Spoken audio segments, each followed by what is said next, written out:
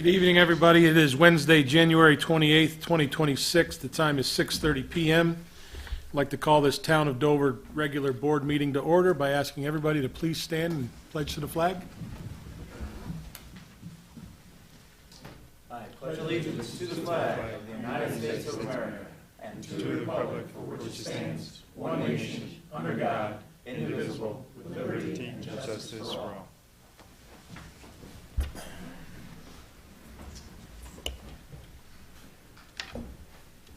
At this time, is there any public comments and/or questions on the agenda items only? If you have any questions or comments on the agenda items only, please come to the front at the podium. Seeing nobody approaching the podium at this time, we're going to have a presentation by our Zoning Update Committee Chair, Richard Renia Jr. Update related to the public comments received on the draft Planned Community Zoning section. Rich, the floor is yours. Good evening and Happy New Year. And I actually have a little bit more tonight than just the planned community. We as a committee were able to pull the entire zoning update together. So that's what we're presenting to the board this evening. Okay. And that'll be able to be sent on to the other boards and everybody that you determine that you'd like to review it and provide comment. The full 145 can go Yes. to the boards now? Yes, Okay. the full 145. All right. So what I'll do is I'll just run down through what we changed in 145 and talk about that a little bit. We have the zoning map as well, which is in essence the same land use map that was proposed within the comprehensive plan. Okay. The last update of that. And I noticed a typo on this on the way here or tonight. So I'm going to update that quick when I get back to the office. And we'll resend that out tomorrow morning.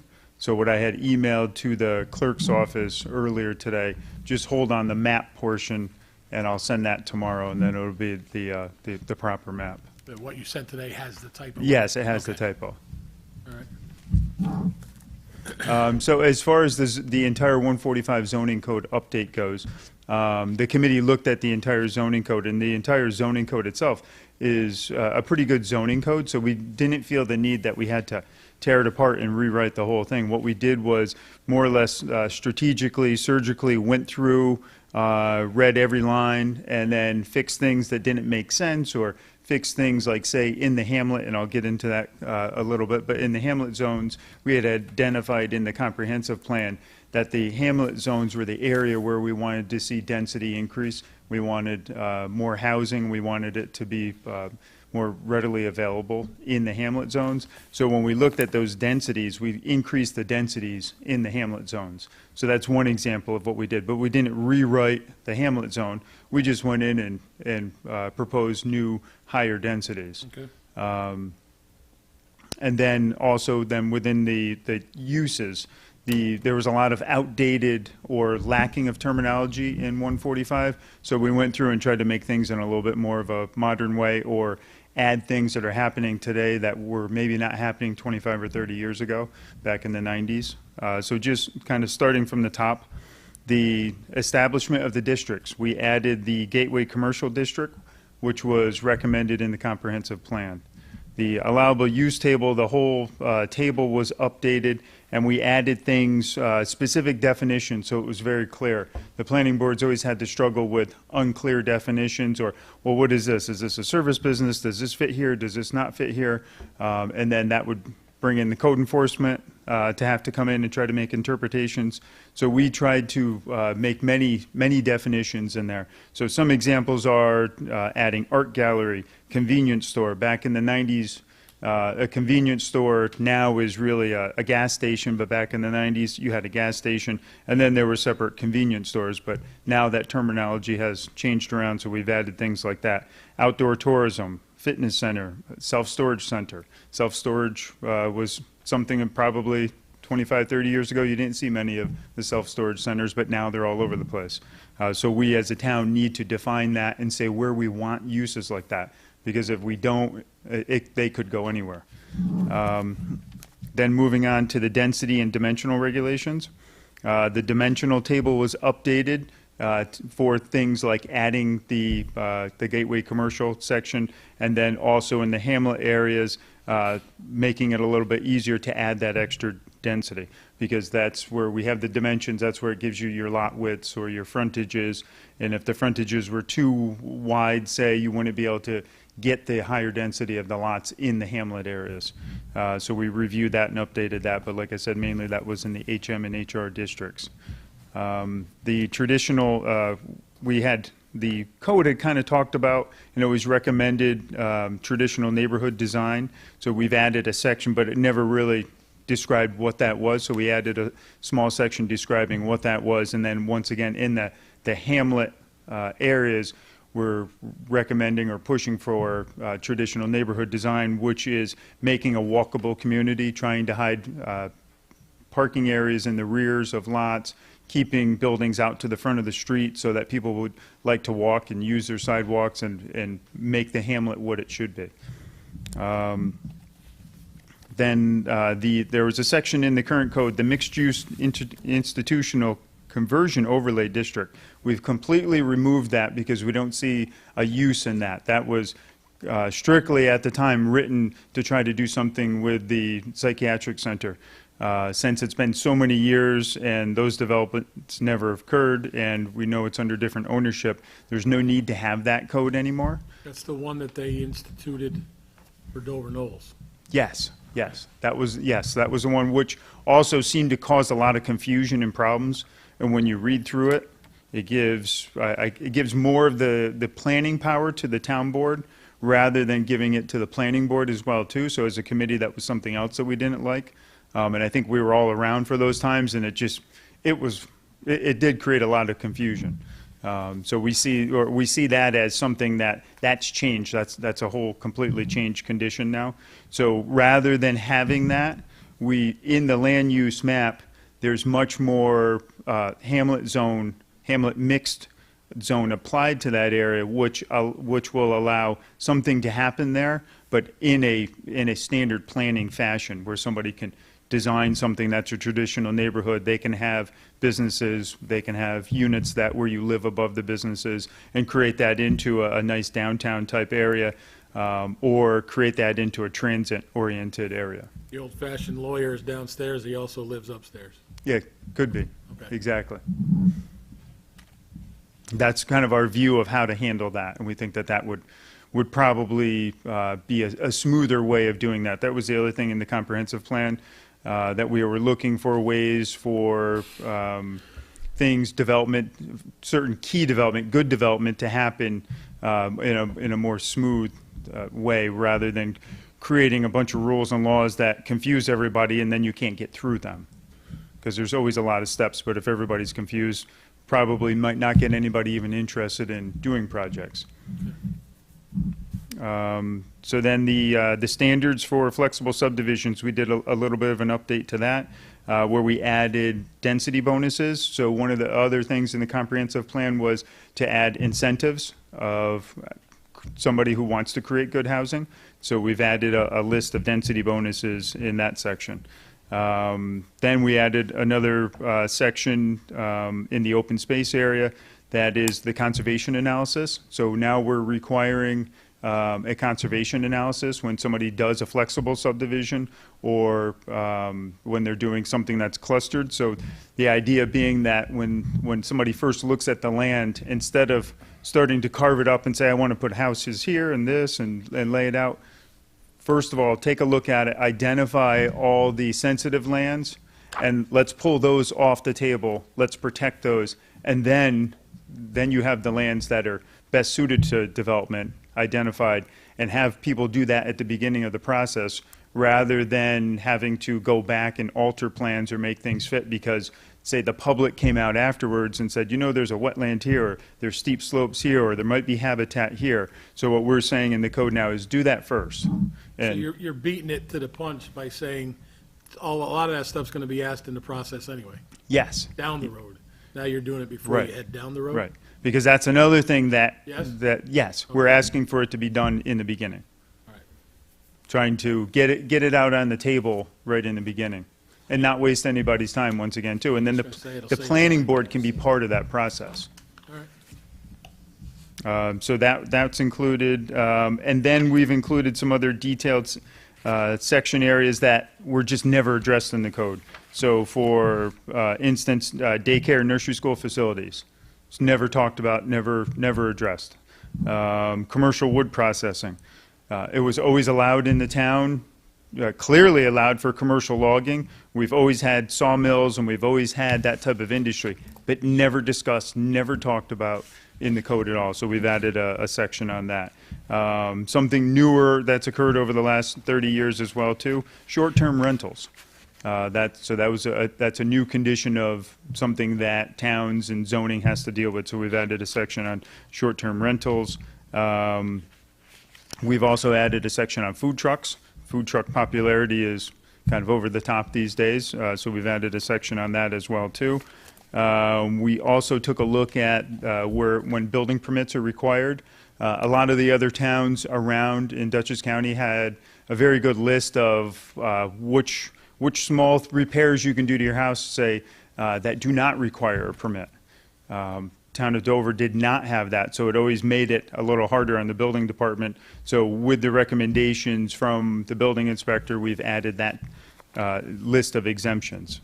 And then we also took and updated all of the definitions. So definitions either need to be updated because they didn't make sense, definitions added because they were missing from the original 145, and then definitions added for these new pieces that we've added. And then, of course, the section that you've already read and seen the draft of was the planned community. So that's been added as well, too. Okay. And that's all in the 145 document.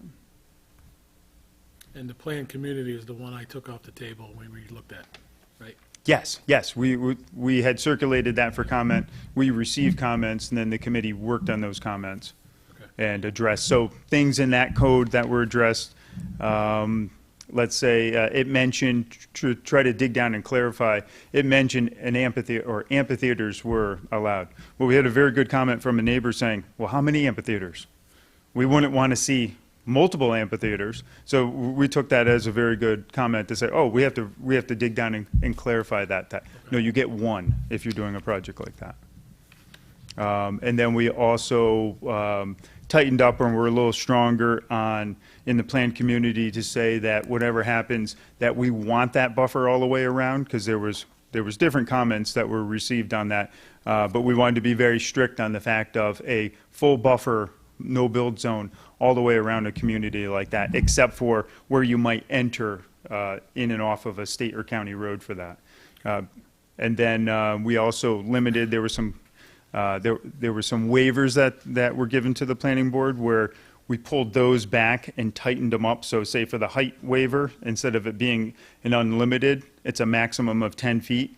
And then also added in a requirement where not just looking from public spaces, a visual assessment of a building that got a little bit taller, but also from neighboring residences as well too, because we wanted to be sensitive to other neighboring residences. So you took away the height, but they can go out more.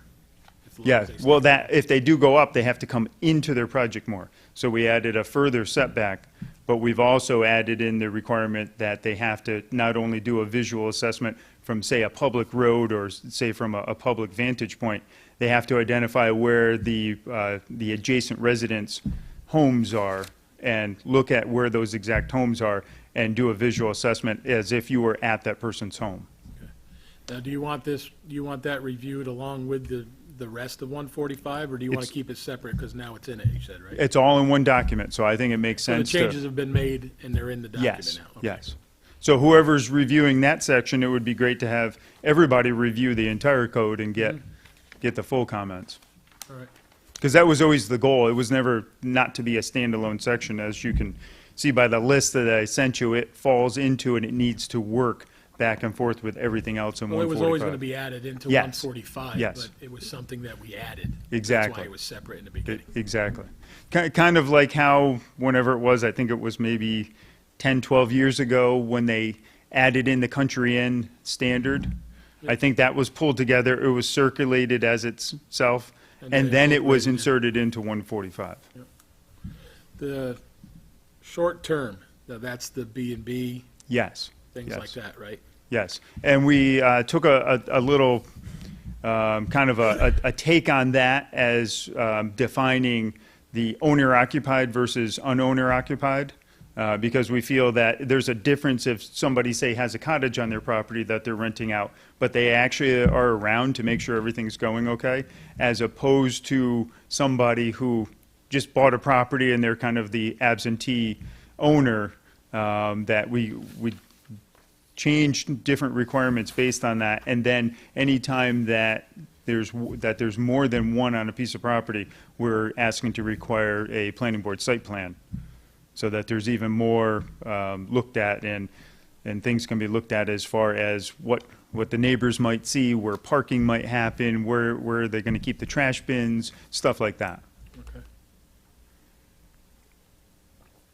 Well, thank you. Yes. Tommy, anything? Yeah, you. Yeah. Councilman Holmes, how's that? Jan? No, I'm looking forward to looking at it. It looks good. Sounds good. Jackson? I do have one question about the density bonuses. What would that be? Just to let me know what that is. Oh, yeah, I can Just an overview of, to understand it. find that section.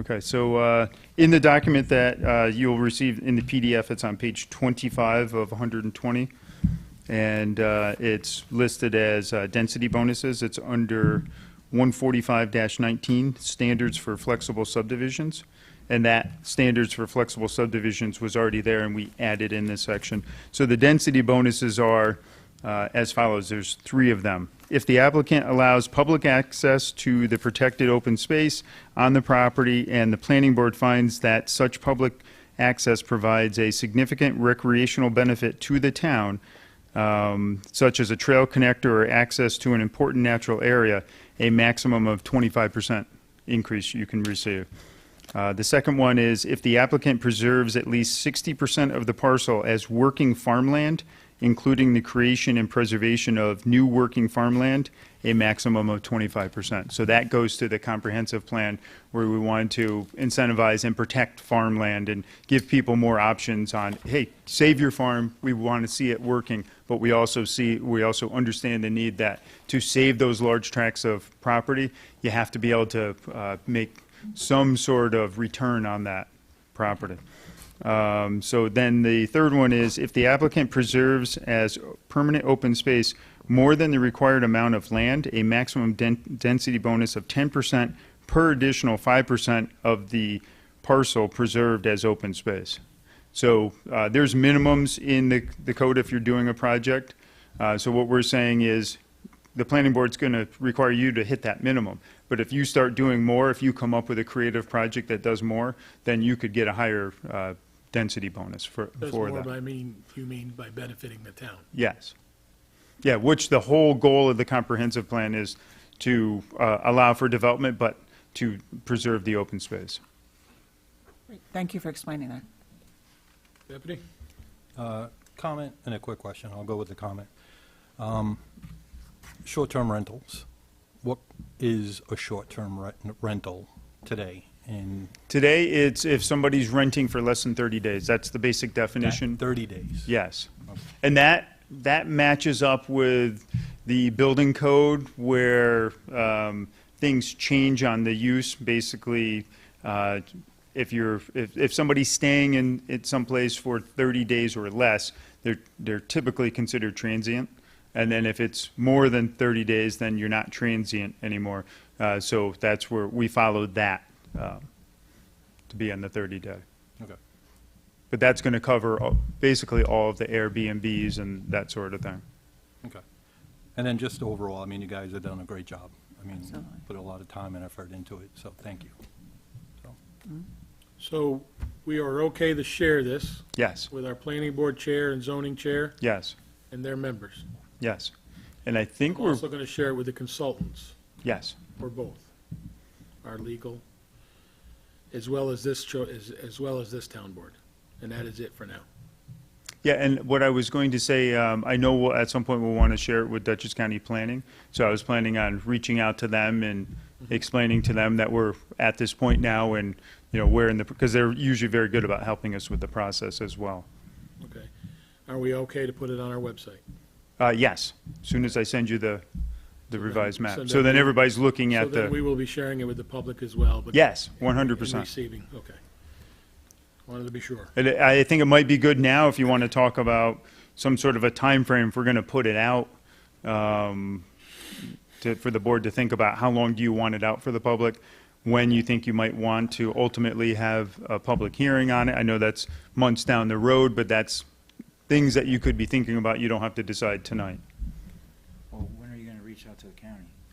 I was going to do it after, now that the board has this, you know, figuring if you formally accept it, then I'll send it out, or I'll give them a Tomorrow call. is Thursday, you're gonna get us the change or the correction, Thursday.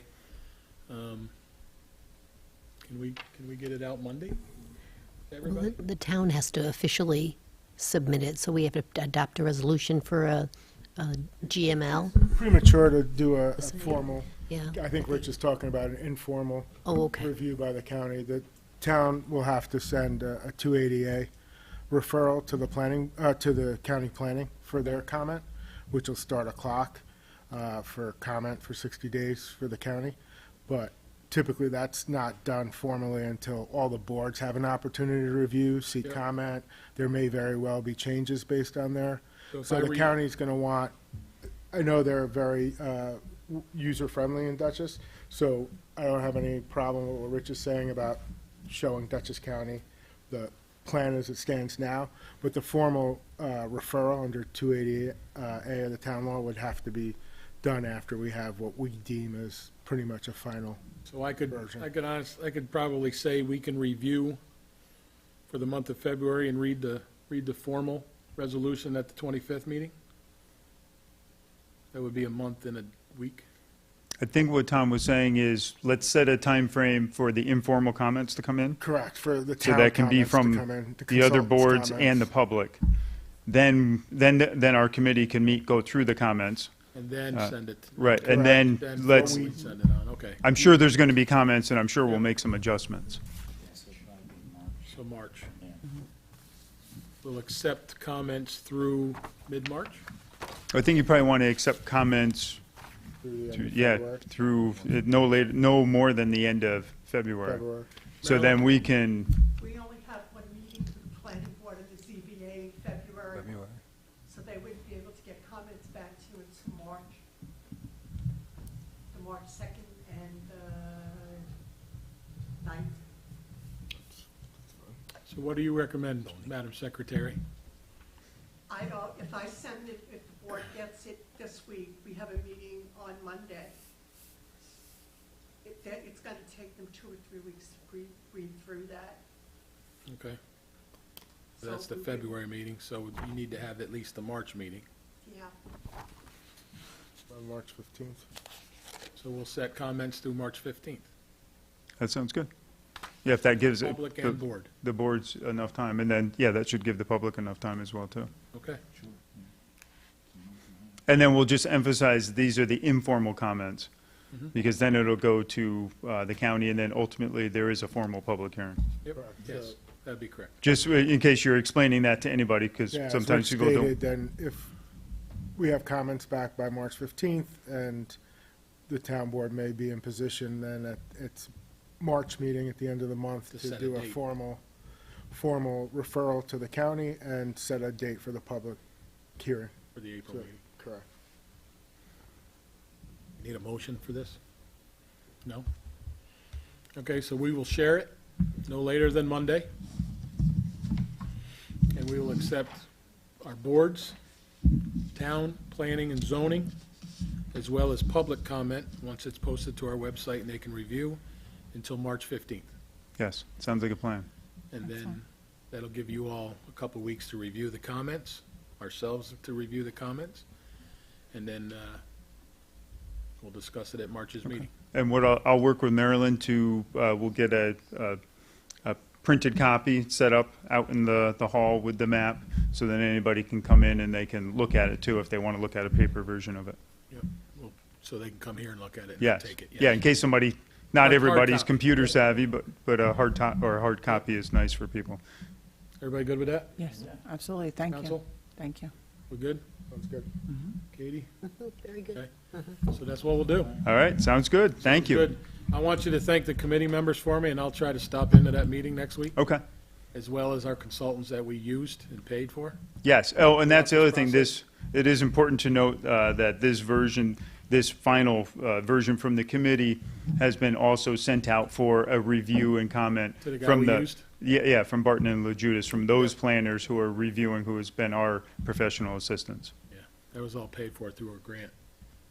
So, Yes. Rich, thanks again. Marilyn, thank you very much, and please tell the members the same, and I'll try to stop in next week as well. Okay, thank you. Thank you. Thanks.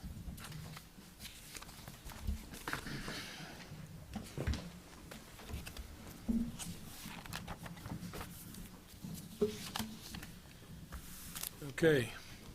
We have another presentation by the Dutchess County Office of Veterans Affairs. And I will apologize if you can just state your names when you, okay? Thank you.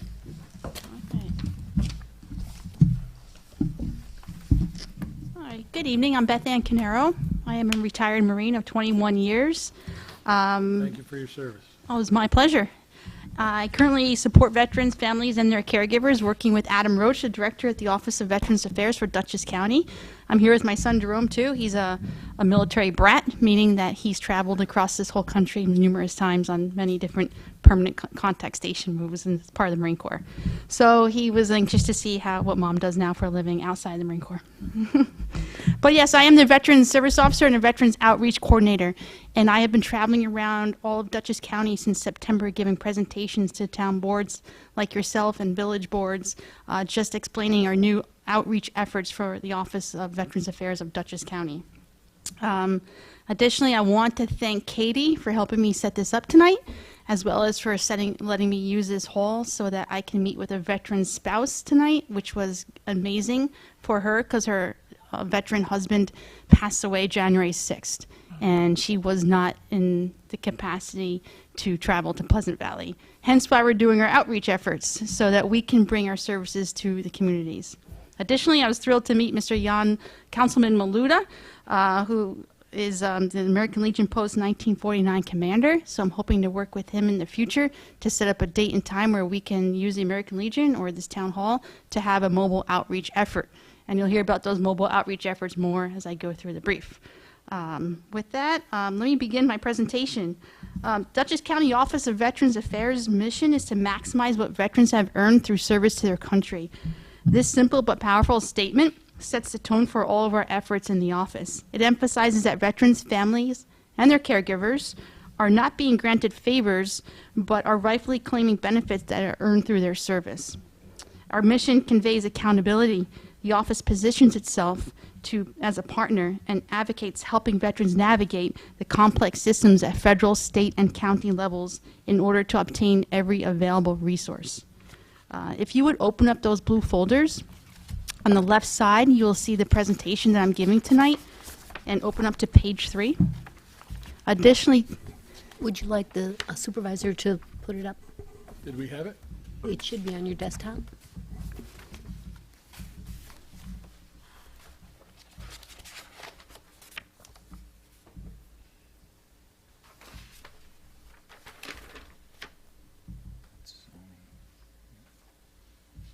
I don't see it, Katie. Oh, Send it in an email. okay, Lizette was supposed to put it up to your desktop. Okay. Hold on. look at the 11:26 a.m. email. Good.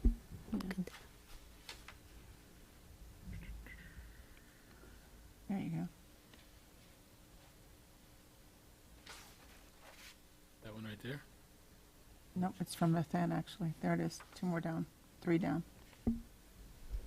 Nope, that's not it. There you go. There it is. Right there. Thank you.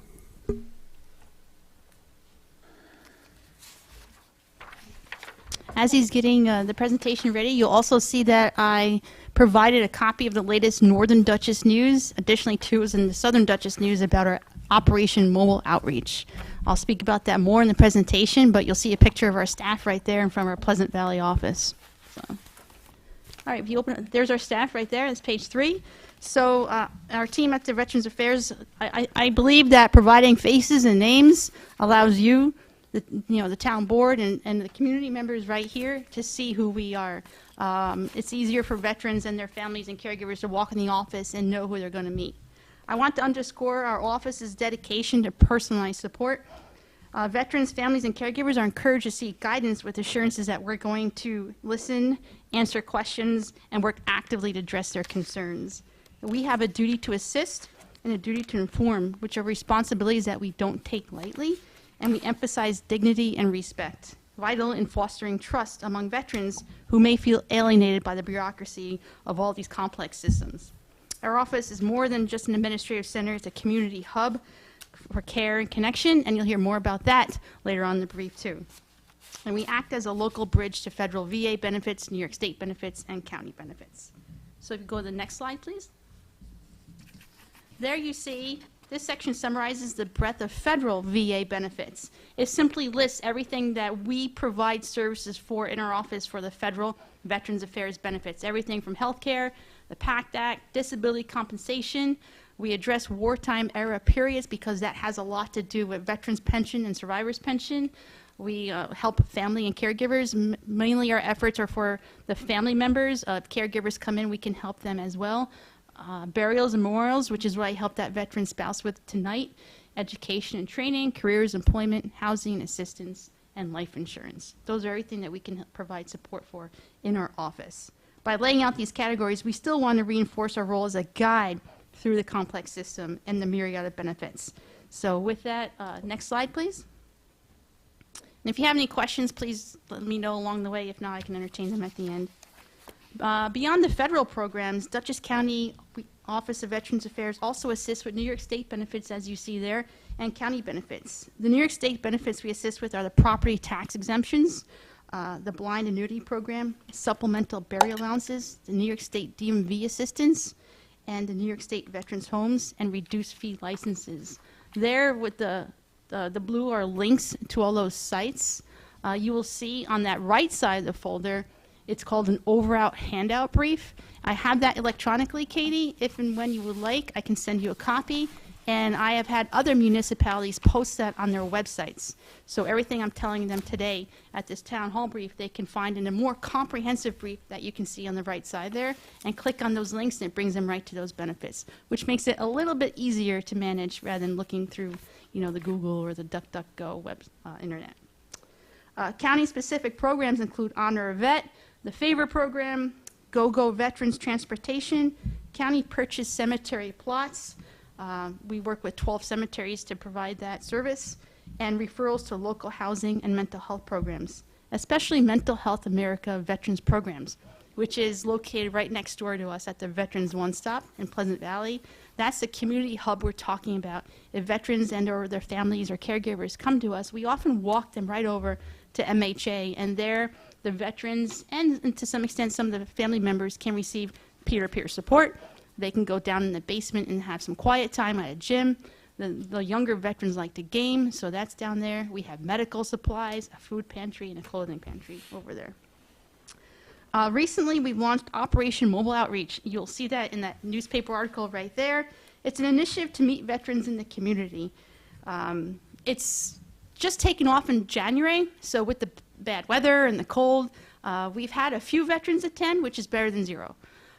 So we've had January planned, we've got February planned, and March. If you go to the Dutchess County Veterans Services calendar, you'll see all the events upcoming with the date, time, and location. We've been to Rhinebeck, we've been to Pauling, we provide services tonight here in Dover, which is just a test bed for me to see how it would work. I'll be in Beacon all day on Friday, and my goal is to hit up every American Legion and VFW in the county and set up mobile outreach services prior to their meetings. which will allow me not only to test bed to see how many veterans or family members come, but expose those veterans to the American Legions, the VFWs, and the Marine Corps Leagues as well. Operation Mobile Outreach is exciting. There's more to come to it, and you'll see my call to action later and how I discuss it.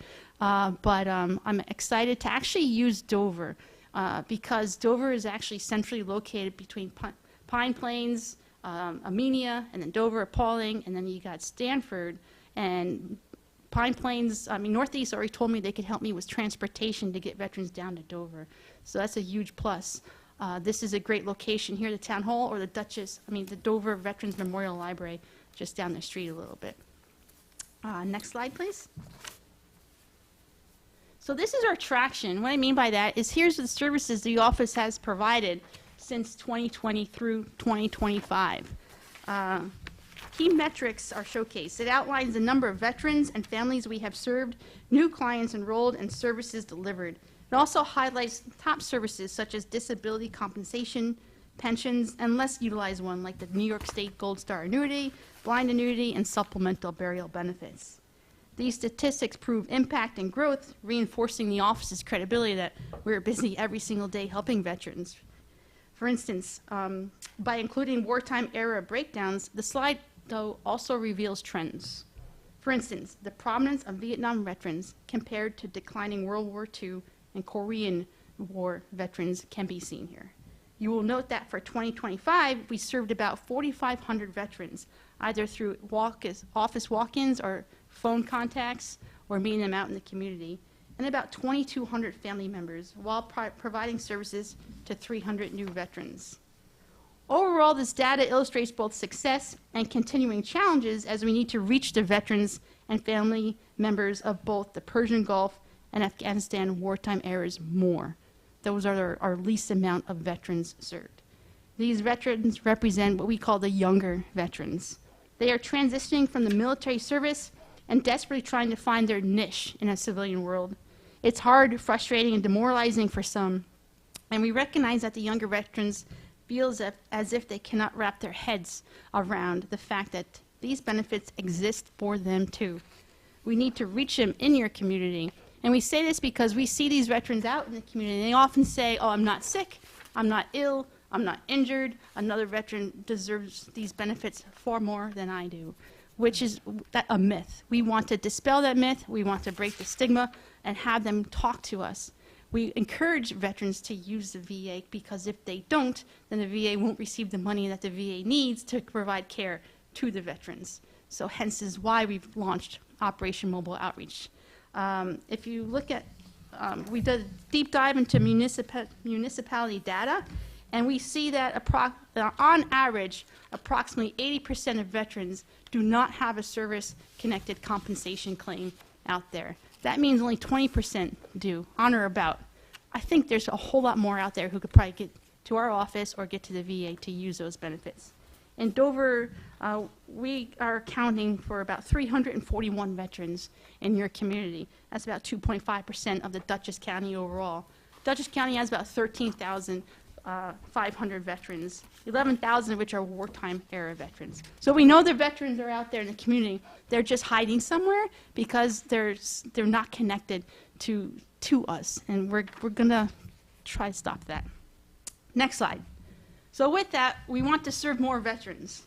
We move from reporting to ambition. With 13,500 veterans, the office acknowledges that many remain unreached. Some barriers include lack of awareness, stigma, complexity of systems, geographic or mental health challenges, trust issues, and transition challenges.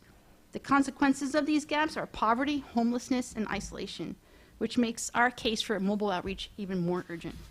The discussion here is about responsibility, as we recognize the stakes of inaction, and we are positioning ourselves to tackle these barriers head-on with your help. The benefits earned can mitigate those negative consequences. An outward collaborative approach to our outreach efforts demonstrates our unified commitment to serving our veterans, their families, and their caregivers. Next slide. So we've often been asked, how are we going to do this? How are we going to close this gap? And our office presents a clear strategy as it aims to reduce confusion, broaden communication, and simplify access. Hence why I'll just send you that introductory brief or the overview brief for your veterans to look at. and work with you, Councilman Maluda, so that we can, reach them more. Target audience obviously include veterans, families, and caregivers, but also municipalities like yourselves, nonprofits, and community and veteran organizations throughout the county. Our outcomes are tangible with reducing poverty, improving quality of life, and combating loneliness. Importantly, it emphasizes meeting veterans where they are at, signaling flexibility and a proactive outreach mindset, demonstrating by our example that we mean what we say, as our office aims to be out in your community often. As mobile outreach, if a veteran or family caregiver, obviously, if they're injured or they're struggling walking, I made an effort to go to Pauling about a week or two ago, and I use it as an opportunity to broaden my outreach when I go visit a veteran and their family member to work their benefits. So I'll work with them, and then I'll take a ride to the local library or a resource center. I worked up in the Northeast Community Resource Center quite often, or a farm market, and I try to meet veterans there. So if I go visit a veteran, I try to make it an affair where I can meet more veterans. So, next slide, please. Now it's time to act. Let's move from service delivery to engagement. Our call to action encourages a deeper collaboration with municipalities, nonprofits, and veteran organizations, which we finally started this past January. The goal is to extend reach, create networks of awareness, and ensure consistent communication. We reinforce the message that veterans' issues cannot be solved in isolation but require collective effort. And right now, we're setting the stage for a partnership-based outreach approach with the American Legions, the VFWs, Marine Corps Leagues, and a couple nonprofits that we work with. Next slide. Our baseline call to action, which will be the next slide, please. Yeah. Here we go. Here we lay out a practical action plan for municipalities and organizations. Some of these initiatives you're already doing. I see a board out there with veterans photos, which is great. You're acknowledging their service, and that makes them feel really good about themselves and their service, and their families can feel the same way. Hometown Heroes banner is a huge effort as well. Soon we'll be having microgrant opportunities open up for Dutchess County for 2026 in a couple of months. The Honor a Veteran program is also opening up. Those all mean something to veterans and their families, and all the communities across the county have responded well to that. Further recommendations include designating a veteran liaison with your town, promoting benefits through newsletters, which I hope to get out one from county by the end of the first quarter of this year, Town Hall Veteran Community Bulletin Board, enhanced veteran landing page on your municipality website, housing outreach events, and supporting transportation initiatives. We want to stress integrating services and sharing success stories, making veteran referrals routine, or making it routine for veterans to come to one spot to find the resources they need within their community. So I hope to build that up for you here at Town Hall with more brochures and more contact with you, Katie, or whomever you decide to be my veteran liaison.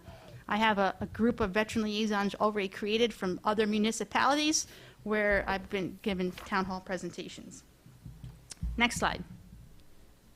So moving forward, to expand impact, we propose innovative outreach strategies, which probably won't happen anytime soon, but hopefully in the summer after I've assessed how Operation Mobile Outreach has gone, I can do more in-depth initiatives or starting in the summertime. Some ideas include pop-up resource lounges at local venues, storytelling projects, mobile service days, we've already started those, and wellness passport incentives, which are explained in the brief. On the tech side, proposals include a veteran text alert system, similar to what municipalities have on their website. You have a text alert system on your website. We hope to hopefully build that with county. And community-driven initiatives like business spotlights, faith partnerships, and youth mentorships are also included. There's a lot of veteran-owned businesses in Dutchess County, and I've just tapped into a handful of them, maybe about 12 to 15 of them, and I'm sure there's more out there. But we hope to spotlight the success of veterans even after their service to our country and how they've transitioned. I think would be a great story for all the newly transitioning veterans coming out. These creative approaches demonstrate adaptability, aiming to meet veterans where they live, work, and socialize, as we recognize that the different eras of veterans enjoy different aspects of life. As such, our creative efforts have to hit all those aspects. I mean, it was mentioned before, some people are not tech savvy. Well, we need to have efforts that then hit them where they're at. And for the tech generation, we have we have some ideas in mind for that as well. And next slide, our summary. We bring our discussion full circle now.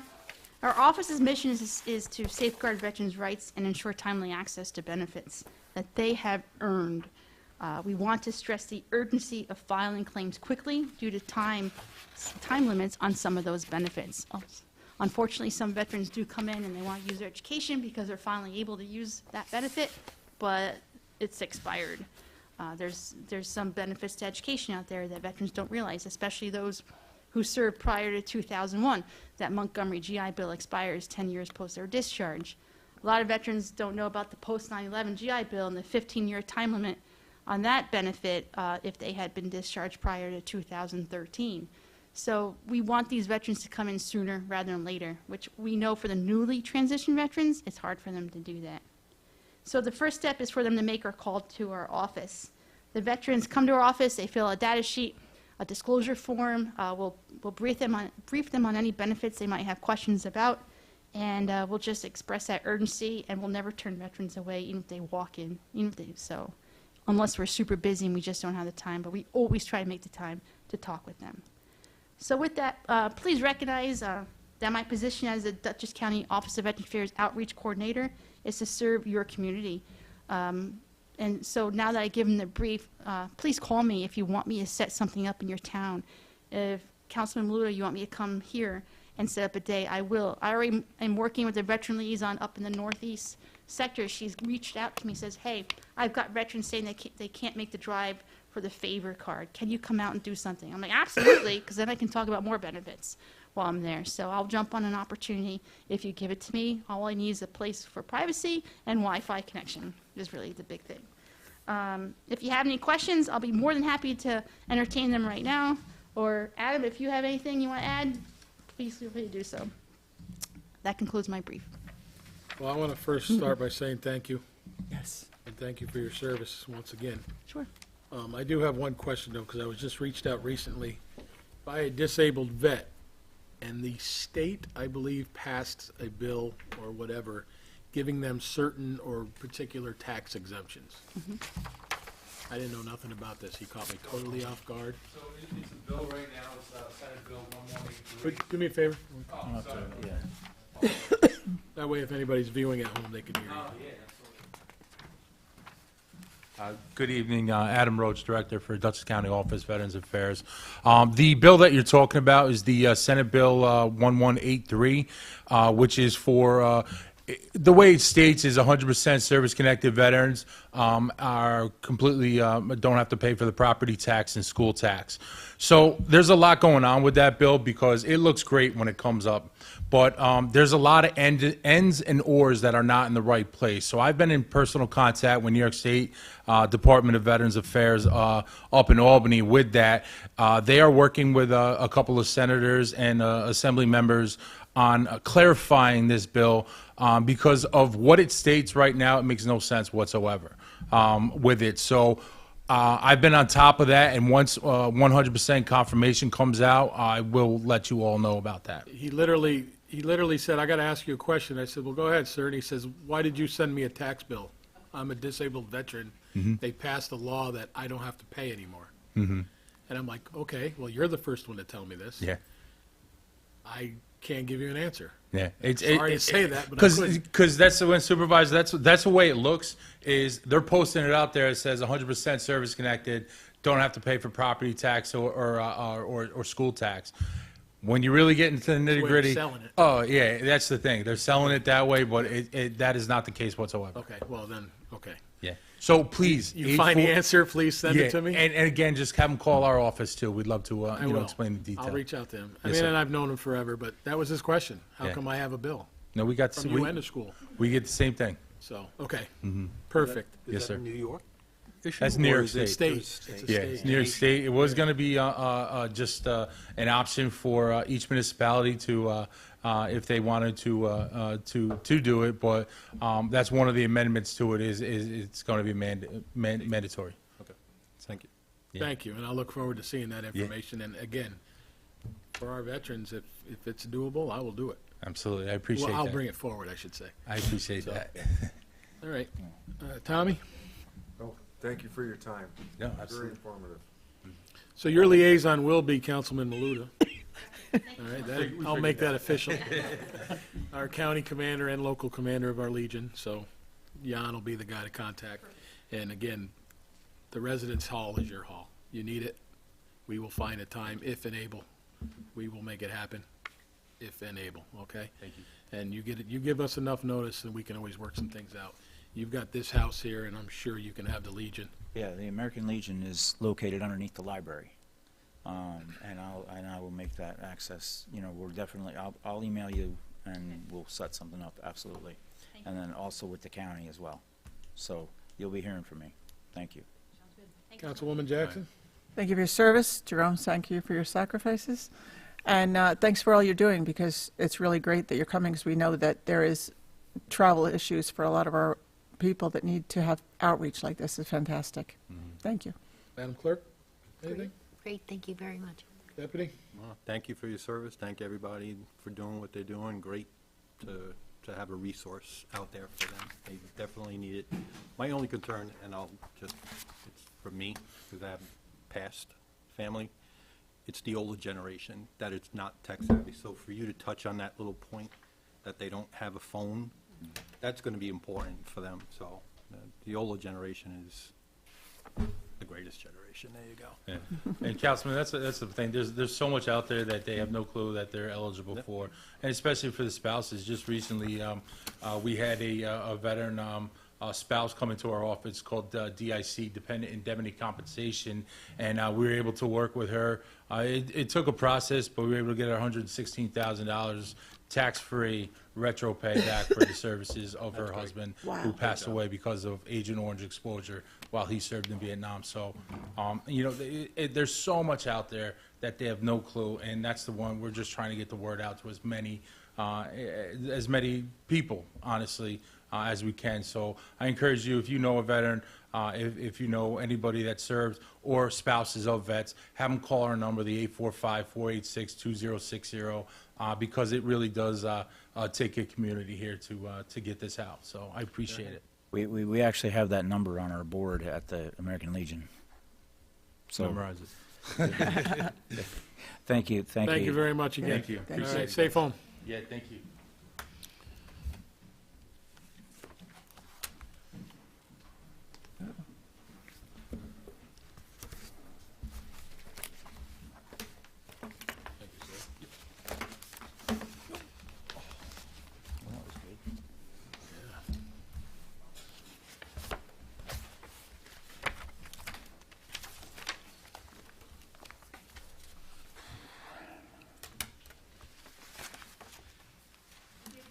I'll be in Thank you, touch. good night. You're welcome. Take care. Safe home now. And we're going to open this meeting, correct? Public hearing. Right. Okay, next on the agenda at this time, I'd like to make the motion to open a public hearing on the proposed 2026 Town of Recreation fee schedules. Do I have a second? Second. Motion made by myself, seconded by Deputy Supervisor Murphy, to open the public hearing on the recreation fee schedules for 2026. All in favor? Aye. Aye. Any opposed? So carried. Good night, everybody. Safe home. So, public hearing is open to discuss the fee schedules from recreation. Do I have anybody that would make a comment or like to ask a question at the podium? I've reviewed it, I should say, and I think it's fit. I think it's on point. Julie and her staff, as well as everybody else involved, looked it over, looked at what other towns are doing as well, and that's where we're at. Seeing nobody approaching the actually, sorry, any other discussion? Nope. Council? Nope. No, it looks good. Holmes, Mr. Holmes? Good? Okay. At this time, no further discussion from the board. Nobody approaching the podium. I'll make the motion to close this public hearing on the 2026 proposed recreation fee schedule. Do I have a second? Second. Motion made by myself, seconded by Councilman Holmes to close the public hearing for the 2026 recreation fees. All in favor? Aye. Aye. Any opposed? This hearing is closed.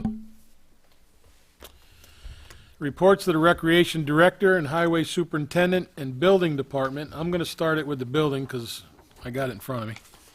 Building Department stats for 12/28/25 through 1/28/26. Total permits were 44 for the sum of $34,000. CCs issued were 39, COs issued were 10, and 1 violation was written. Respectfully submitted, Tammy Burns, Building Department Clerk. And we will go with the Recreation Department, read by Deputy Murphy. Julie couldn't be here tonight because she is running our youth basketball program, so she submitted a report. Okay, Julie's report, senior update.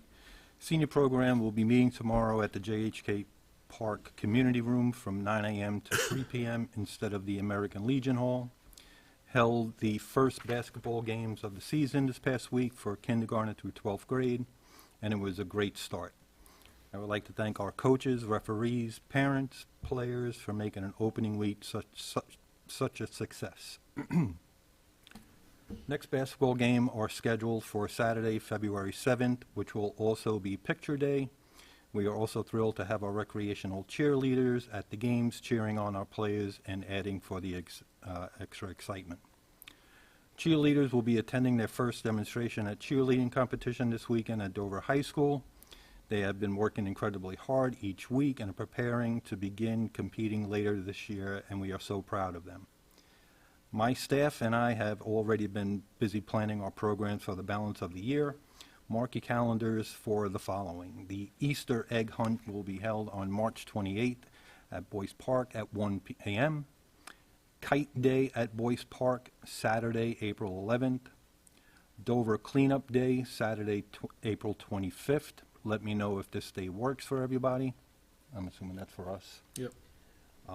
Dover Day Camp, Monday, July 6th through Friday, August 14th. Camp registration will begin February 9th of this year. Summer Concert Series, Saturdays, July 11th through August 29th at Boyce Park. Dover Community Day will be held on Saturday, September 19th. Trunk or Treat will be held on October 24th, and the Christmas tree lighting is scheduled for Saturday, December 5th. A big thank you for Sean and Paul for their hard work in digging us out so Paul and Dodie I can get to work. As always, thank you to Paula and Dodie for their dedication, long hours, and continued commitment to our programs and community. And finally, thank you for all the continued support for the Dover Recreation. We look forward to having a fun-filled and successful year ahead. That is Julie's report for January. Thank you. I will reiterate with the two guys on our grounds crew. Sean works mostly with highway in storms like this, but Paul was pretty much by himself handling the parking lots and the sidewalks. He did everything that he could, and you know what? It was more than enough, and we'll take up what he couldn't get to, but Paul did a hell of a job, and I'll say that publicly because he is by himself. He didn't ask for any help. We offered it, but he got done what he could get done, and he kept up with it. So thank you, Paul. Thank you, Sean, and the rest of the staff in the rec department. Yeah. Highway report? Yes, I have Jason's report here. So far, in the month of January, we've been busy with plowing, salting, and sanding the town roads. Team has been busy preparing and repairing our fleet of trucks for each storm. A few reminders. Please remember that cars should not be parked on town roads from October 15th to April 15th. Vehicles may be towed at owner's expense.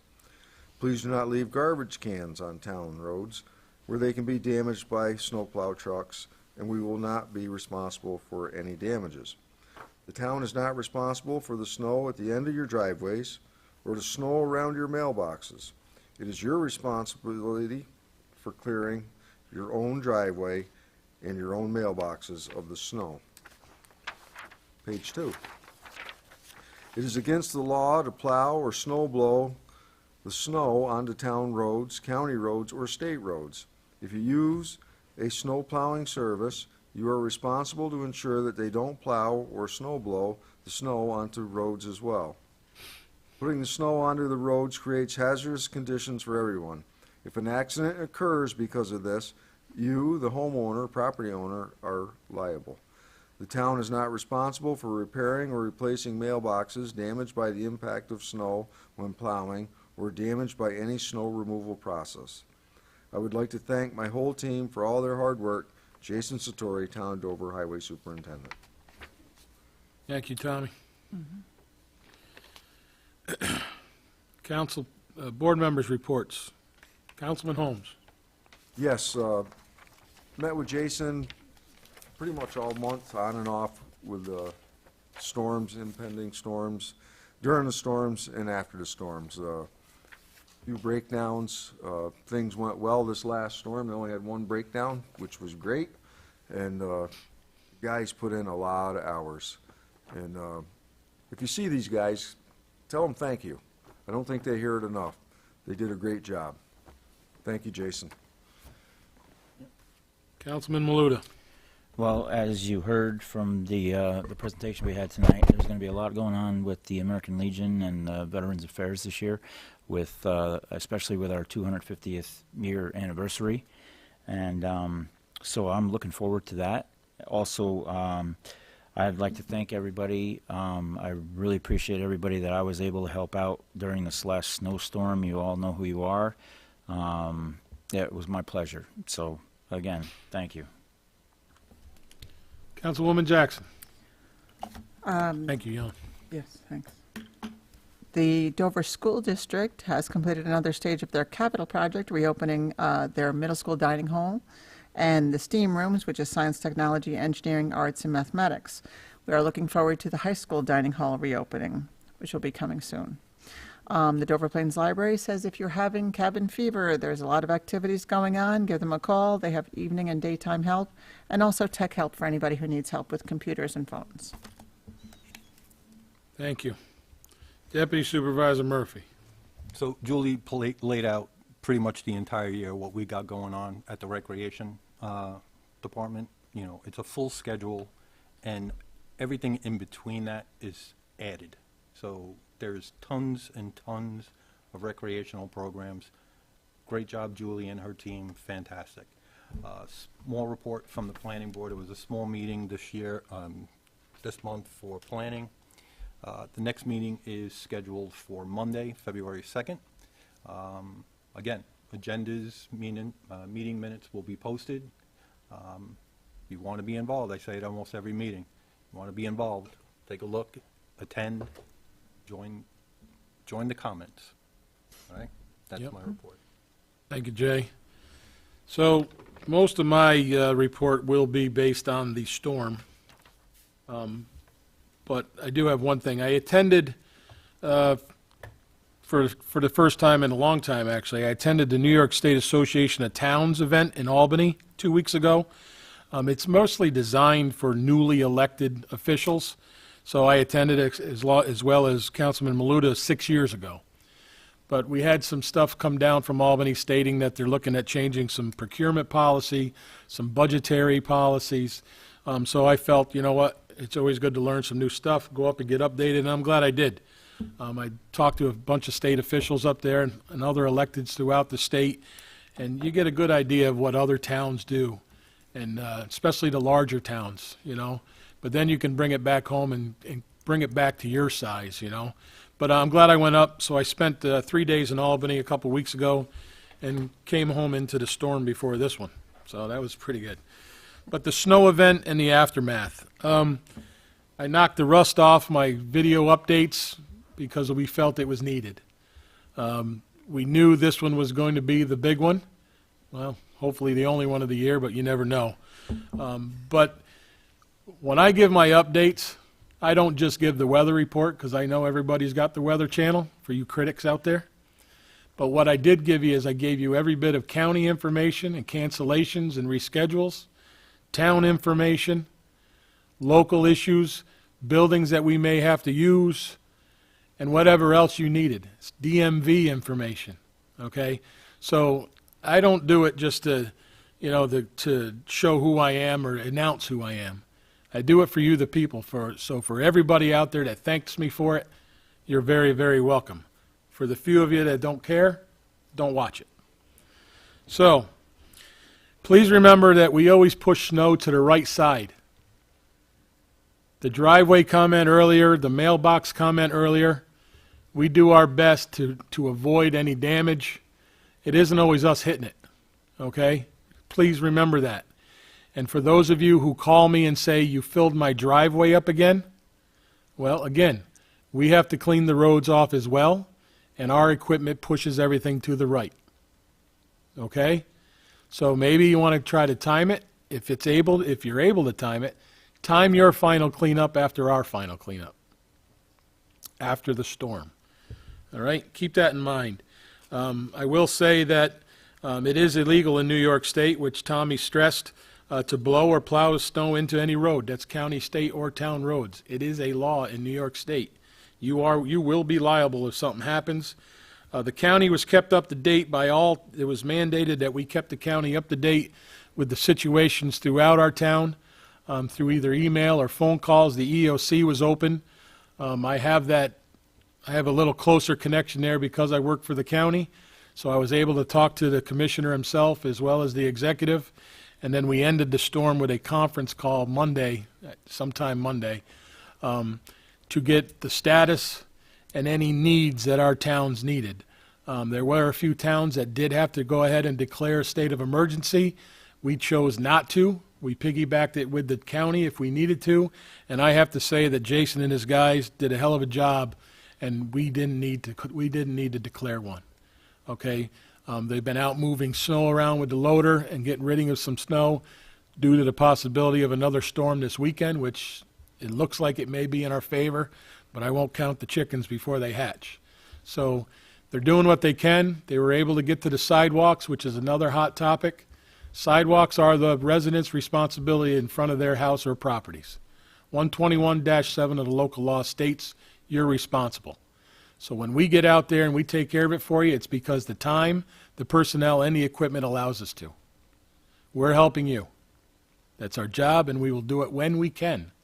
If we can't get to it due to breakdowns or because we're overwhelmed, ultimately, by local law, it is your responsibility since 1988, and it has not changed. So please keep that in mind.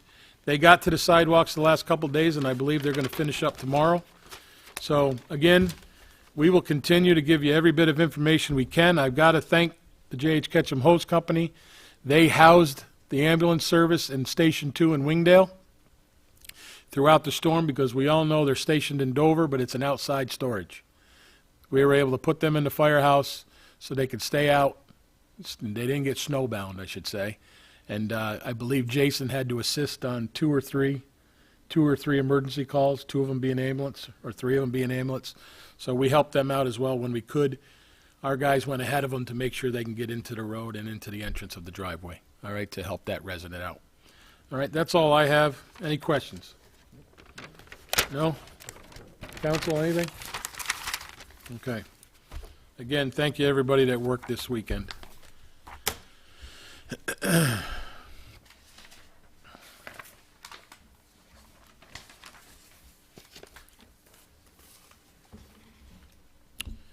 On to resolutions. I didn't miss nothing, right? Resolution to authorize and approve consent agenda items. Be it resolved that the Town Board of the Town of Dover does hereby approve the following items for consideration and adoption on the January 28, 2026 Town Board regular meeting consent agenda. Authorize the payment of abstract 1B of 2026 in the amount of $221,458.82. Accept the minutes of Town Board special meeting of January 7th, 2026. Approve the Town Clerk's report for December of 2025. Approve the Town Supervisor's monthly financial report for December of 2025. Authorize unanticipated revenue budget transfers, budget amendments, and payment of off-abstract purchase orders as prepared and submitted by the town's bookkeeper. Authorize Supervisor to submit a letter of support to Dutchess County Transportation Council. I will entertain a motion. So moved. Second. Brought by Murphy, seconded by Maluta. Any discussion? The 1B is because it's the second meeting this month. Okay? Any further discussion? Hearing no further discussion, all in favor? Aye. Any opposed? So carried.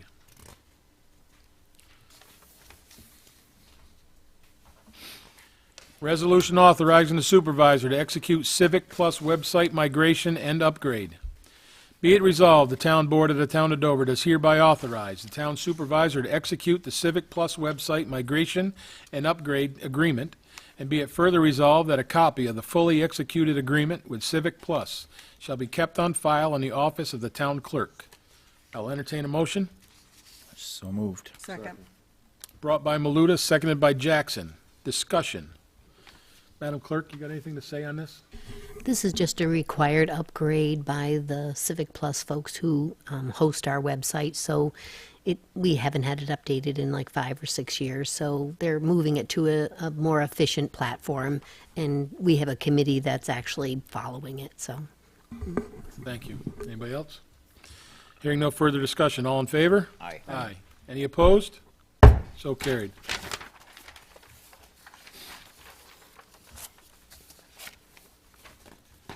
Resolution to accept the 2025 Town of Dover Justice Court Annual Report and Audits and filing with New York State Office of Court Administration, the OCA.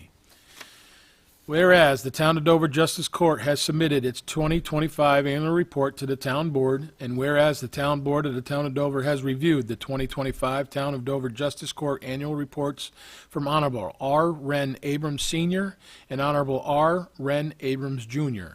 Now therefore be it resolved that the Town Board of the Town of Dover hereby accepts the 2025 Town of Dover Justice Court's annual report, and be it further resolved that a copy of the 2025 Town of Dover Justice Court annual report shall be kept on file in the office of the Town Clerk, and be it further resolved that the Town Board authorizes and directs the filing of the 2025 Annual Justice Court financial reports with the Office of the Court Administration, the OSA. I'll entertain a motion. So moved. Second. Brought by Murphy, seconded by Holmes. Discussion. I did a full review on this along with the clerk, Madam Clerk herself, and I signed off on it. Okay? Any questions? All in favor? Aye. Aye. Any opposed? So carried.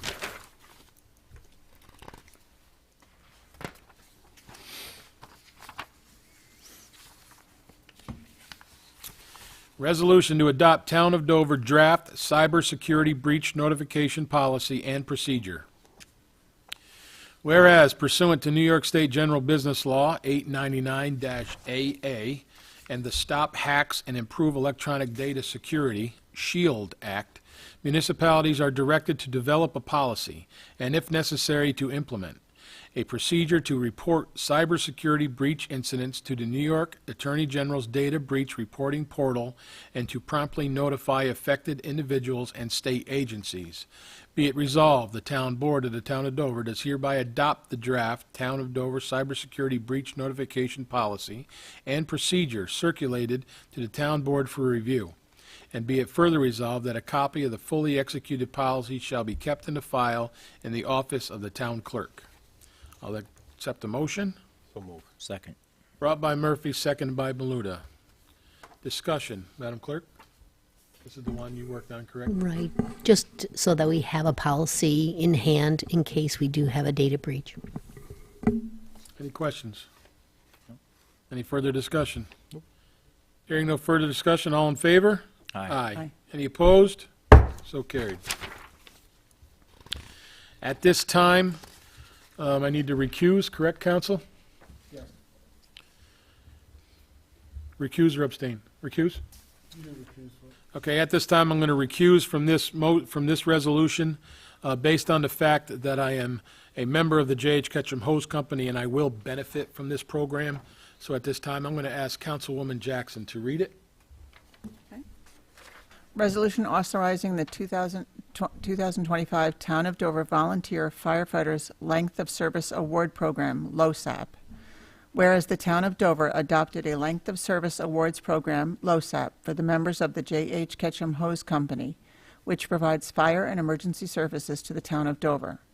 Now therefore be it resolved that the Town Board of the Town of Dover does hereby accept the annual Length of Service Awards Program, LOSAP, reports for 2025 prepared by the J.H. Ketchum Hose Company, Incorporated, as attached hereto and made part hereof this resolution for 2025 LOSAP credits.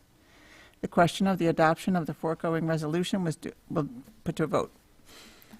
Do I have a motion? So moved. Second. Motion by Murphy, seconded by Maluda. Holmes? All in favor? Aye. Aye. One recused? Thank you. So carried. Thank you. Thank you, Councilwoman. My honor.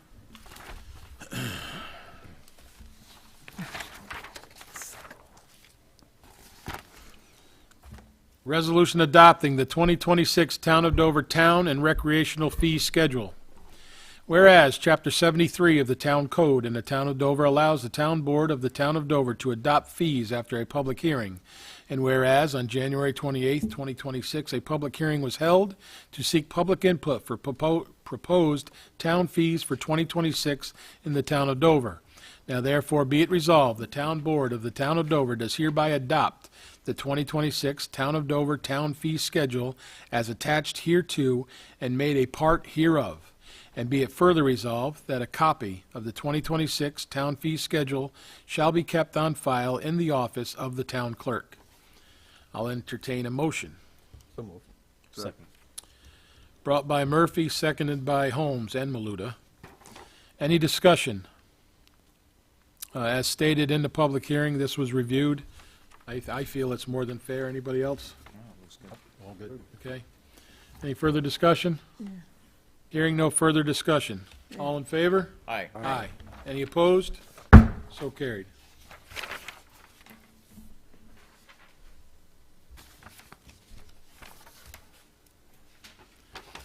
Resolution acknowledging hiring of Highway Department worker. Whereas the Town of Dover Highway Superintendent Jason Sartori has advised the Town Board of the Town of Dover of the hiring of Dominic Sanchez to the position of laborer at the Town of Dover Highway Department effective February 2nd, 2026. Now therefore be it resolved that the Town Board of the Town of Dover does hereby acknowledge the hiring of Dominic Sanchez to the position of laborer in the Town of Dover Highway Department effective February 2nd, 2026, at the rate set in the current IBT Local 45 contract. 456, sorry, contract. I'll entertain a motion. So moved. Second. Brought by Jackson, seconded by Maluda. Any discussion? Welcome aboard. Yep, Yep. welcome aboard. Hearing no further discussion, all in favor? Aye. Aye. Any opposed? So carried.